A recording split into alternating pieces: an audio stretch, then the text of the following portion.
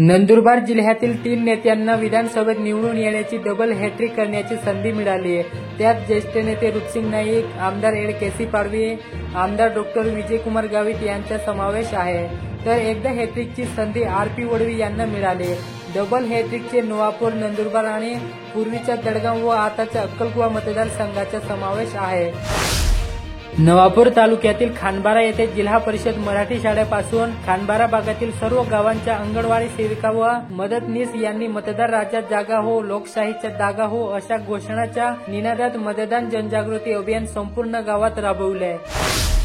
शहादा तोडोदा विधानसभा मतदारसंघातील बरद गावात शिक्षकांकडून निवडणुकीत मतदान केंद्र मतदाराचे नाव असलेले मतदान स्लिपचे वाटप करण्यात येत आहे। शहादा आणि नंदुरबार येथे सीसीआयच्या प्रतिनिधीकडून शासकीय हमी भावानुसार कापूस खरेदीला प्रारंभ झाला, परंतु ही खरेदी सुरू झाल्यानंतर पडलेले कापसाचे भाव अचानक वाढले असून खासगी व्यापाऱ्यांनी सोमवारी कापसाला प्रति क्विंटल 7,500 रुपयापर्यंत दर दिल्याने सीसीआयच्या खात्यात 1 क्विंटल ही कापूस जमा झाला नाही। नंदुरबार केंद्रात आवक झालेली सर्व 40 वाहनातील कापूस हा खासगी व्यापाऱ्यांनी केला।